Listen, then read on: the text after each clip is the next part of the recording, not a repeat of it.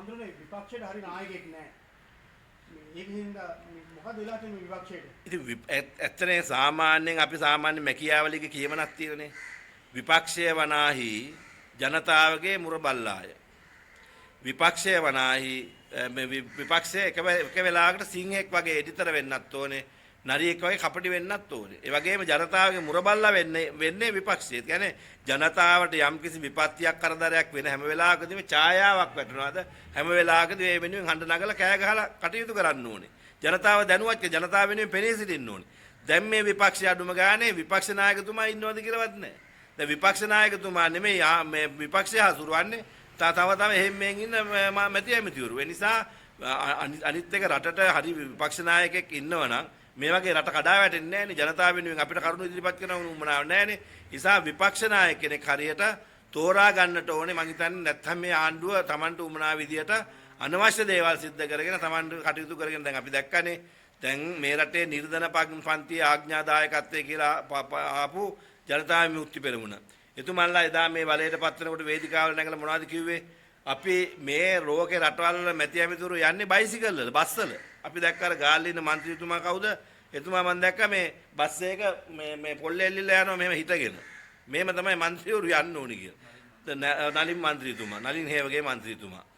දැන් ඊගාවට අපි දැක්කා මේ කවුද මේ බිමල් රත්න මේ කවුද අපේ සුනිල් හඳුන්නේති මහත්මයා. එතුමාලා කොයිතරම් මේ ජනතාව වෙනුවෙන් පෙනී සිටපු කෙනෙක්ද? දැන් එතුමාලා අද ඒ නිර්ධන පන්තිය පේන්නේ නැහනේ. දැන් ලාල්කාන්ත මහත්මයා නිවාසයක් හදලා තියනවලු. එතුමා සාමාන්‍යයෙන් අපි දන්නවා නිවාස ගන්න බෑ.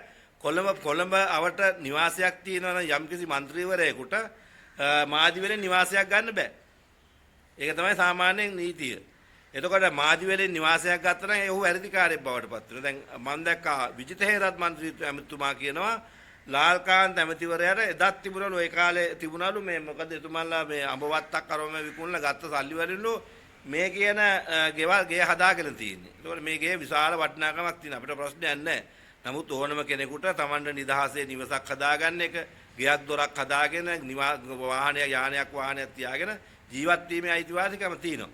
නමුත් දැන් මෙතුමන්ලා ගෙවල් හදාගත්ත එක නෙමෙයි ප්‍රශ්නේ තියෙන්නේ. එතුමන්ලානේ කිව්වේ අපි ජීවත් වෙන්නේ අනුන්ගෙන්. අපිට කෙහෙල් කනක් දානවා, හාල් ටිකක් දානවා. මේ අර කවුද සුනිල් හඳුන්නේති මහත්තයා කිව්වේ එතුමාට අර යටට අඳින්න ඇඳුමක්වත් නැහැ. ඒක එළියවත් දාන්න බෑ හරියට කියලා. ඒ තරම් ප්‍රශ්නයක් කියලානේ කිව්වේ. දැන් එහෙම කියපු අය ඊගාට ජනාධිපතිතුමත් කිව්වා මේ මැති ඇමතිවරුන්ගේ පස්ස තියාගෙන යන කෝටි ගණනක් වටින වාහන මොකටද කියලා. දැන් එහෙම කියපු මැති ඇමතිවරු මේ മന്ത്രിවරු අඩුම ගානේ බයිසිකලෙන් එනවද? අඩුම ගානේ බස් එකෙන් එනවද? නෑ. එතුමන්ලත් යන්නේ කෝටි ගණන් වටින වාහනවල. ඊගාට V8 වල යන්නේ අර ඊගාට කෝටි ගණන් වටින ගෙවල් දොරවල් හදාගෙන තියෙන්නේ. ඊගාට ජනාධිපතිතුමත් යන්නේ සම්පූර්ණ ස්කොඩ්ඩයක් දාගෙන. ඒවට වෙනම වාහන ප්‍රමාණයක් යන්න සිද්ධ වෙලා තියෙනවා. ගුවන් යානා භාවිත මේ හැම වරප්‍රසාදයක්ම ලබා ගන්නවා. ඉතින් අපිට කිව්වේ දැන් ඒ ආණ්ඩුව එහෙමනම් මේ ආණ්ඩුව පැහැදිලි ආණ්ඩුවක් බවට පත් වෙන්න එපාය. නෑ මේ ඔක්කොම එකතු වෙලා ජනතාවට කොකා පෙන්වන එක තමයි කරන්නේ. ජනතාව අසරණ භාවයට පත් වෙන එක තමයි වෙන්නේ. ඒ නිසා විපක්ෂයක් තියෙනවනේ මේවා කතා කරන්න. ඒ නිසා විපක්ෂයේ තියෙන අභ්‍යන්තරික ගැටලු විසඳ ගන්න විපක්ෂ නායකතුමාට සිද්ධ වෙච්ච නිසා රටේ ජනතාව අසරණ වෙලා තියෙනවා කියන කාරණා තමයි මතක් කරන්න තියෙන්නේ.